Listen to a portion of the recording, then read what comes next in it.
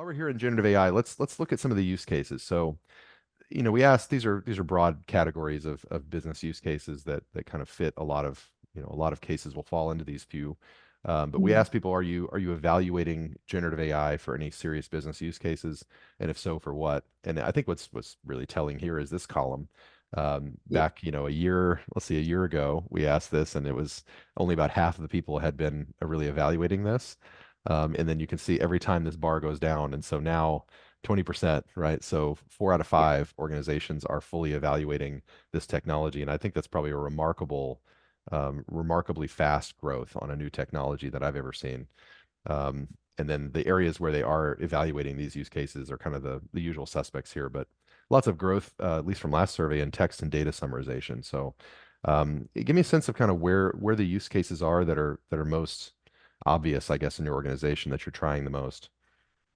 Yeah, I think the two big ones are internally within the team itself. So things like Copilot, making developers' lives easier Hmm. and much faster has been fantastic. It also helps with context switching, so you get less of like the brain powers to switch between tasks because you have your Copilot being there to help you with it. Hmm. And then external facing tools with our clients.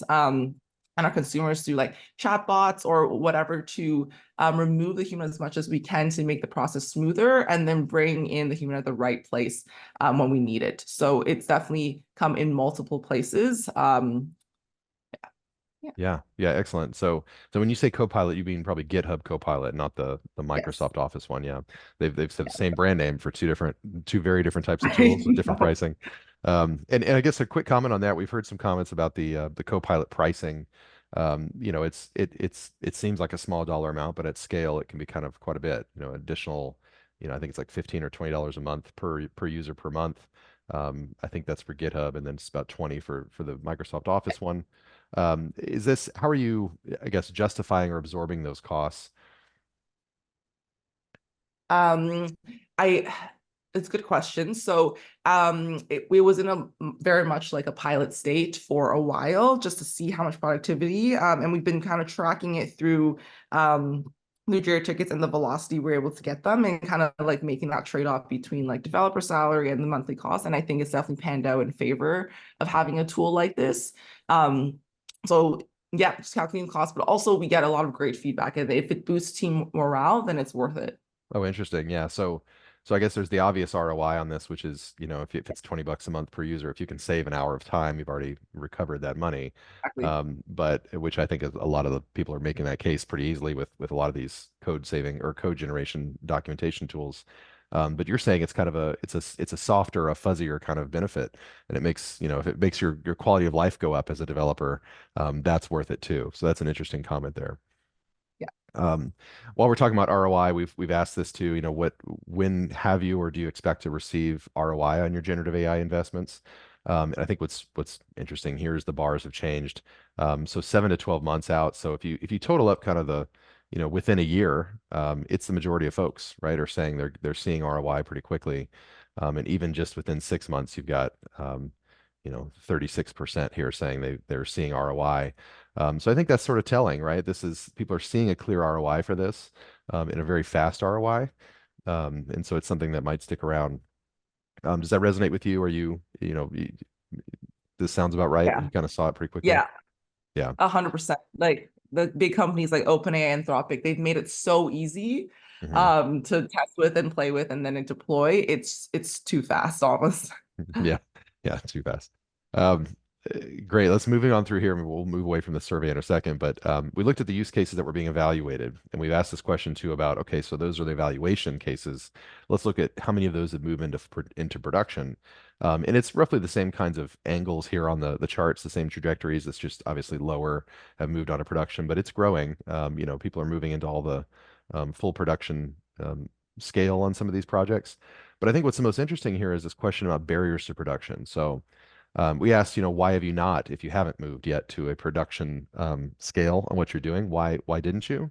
Obviously, still people are still Yeah. evaluating, but the next most common answers here are, more than a third of respondents here say it's security and data privacy issues, it's legal and compliance. So this seems to be sort of a thorny issue with generative AI and large language models. Talk to me a little bit about some of the touchy areas you have in terms of legal and compliance and privacy and how you're navigating those. Oh, 100%. So because the companies made it so easy to play with LLMs, you can almost throw any use case at it and it's ready to go super fast. But the biggest part is making sure it doesn't hallucinate, it doesn't make up something, it doesn't sell a car for $1. Hmm. And implementing those guardrails take a lot of time to Totally. test. Yeah. And just protecting the consumer, protecting the company is like number one on the list for sure.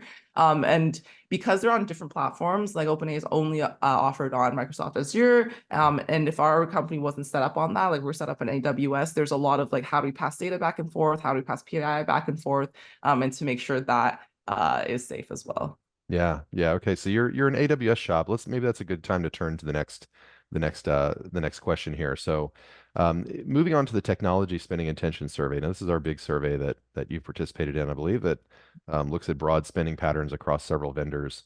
And I'll go here to you mentioned AWS, so let's move to the vendor position might be good.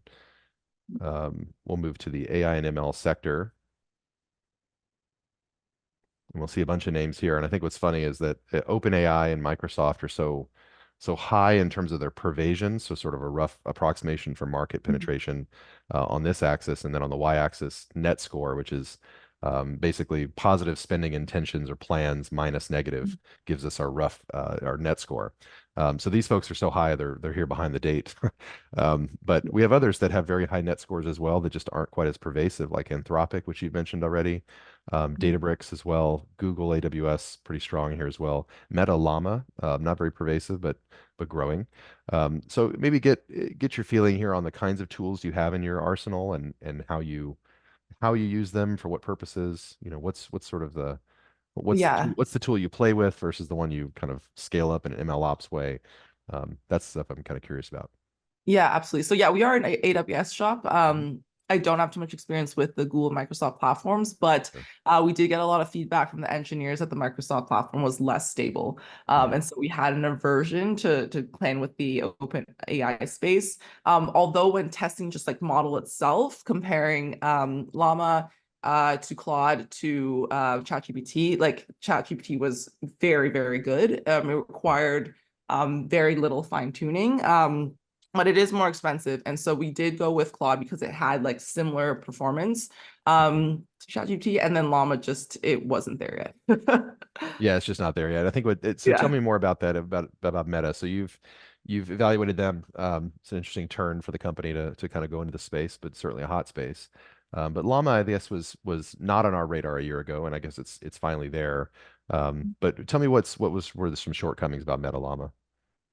it it really wasn't great at creating its own answer. So it could Mhm. parse and extract information from text, but it wasn't great at creating its own response, which was a huge use case that we needed to do. Although this space changes so fast and everyone deploys new models like every other week, I'm sure they'll come up with a version that is competitive with Claude and ChatGPT.